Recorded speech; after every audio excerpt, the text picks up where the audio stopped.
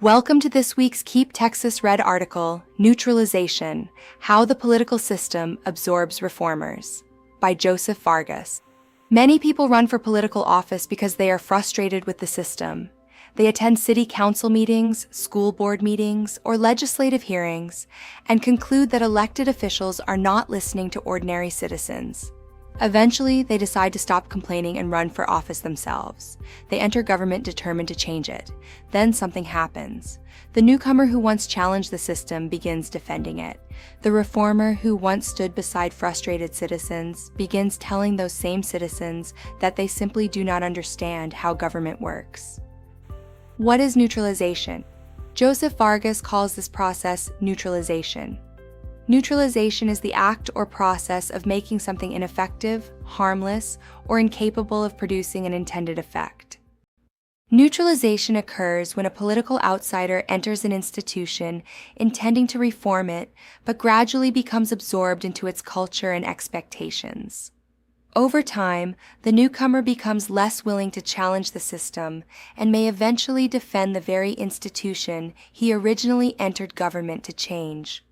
The neutralization process is subtle. It can occur through political pressure, fear of isolation, and the constant warning not to be divisive, paired with the message that cooperation is necessary to be effective. Newcomers are invited to the table, not to help decide what's on the menu, but to make sure they have no real say in it. That is what makes neutralization so powerful. The system does not have to defeat its newcomer critics. It only has to absorb them. Neutralization at City Hall. Consider a newly elected city council member who campaigns against excessive spending, lack of transparency, questionable priorities, or an unresponsive city government. Once elected, that person is surrounded by veteran council members, the mayor, city manager, city attorney, finance director, department heads, and other professionals who understand the institution far better than the newcomer. When the new member begins questioning something, he may hear, "That isn't how municipal government works. The attorney says we can't do that. Staff has already studied this. You need to trust the professionals. Don't create unnecessary conflict."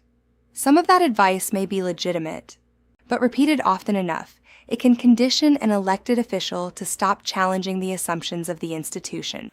When school board reformers become insiders, the same process can occur with a school board trustee. A candidate may run because teachers feel ignored, parents are frustrated, spending priorities seem misplaced, or administrators appear unresponsive. Once elected, however, that trustee enters an environment heavily influenced by the superintendent, administrators, education associations, and veteran board members. The candidate who once asked, "Why won't the district listen to parents?" may eventually begin saying, "Parents don't understand everything involved in running a school district."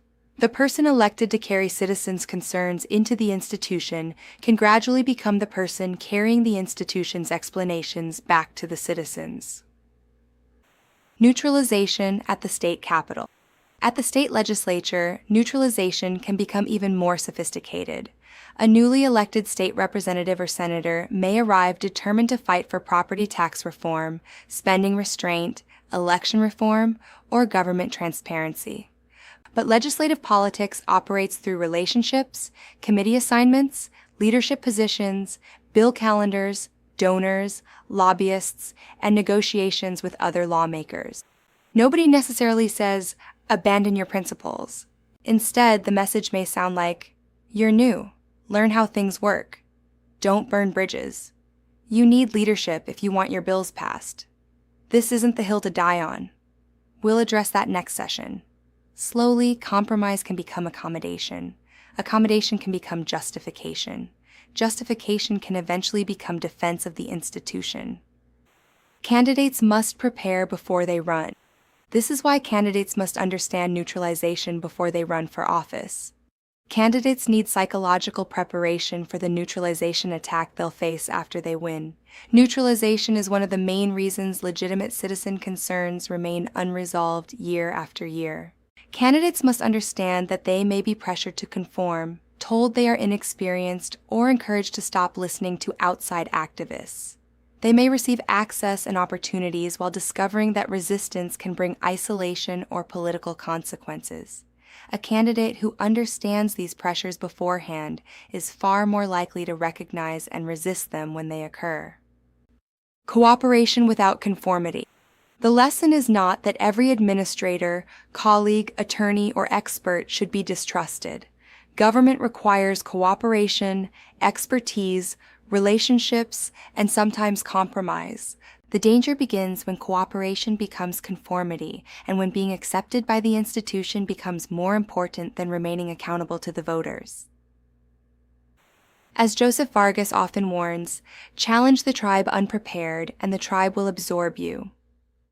Candidates who understand that danger before entering government have a much better chance of remembering why they sought office and whom they were elected to represent. For more information, visit keeptexasred.org and don't forget to sign up for our newsletter.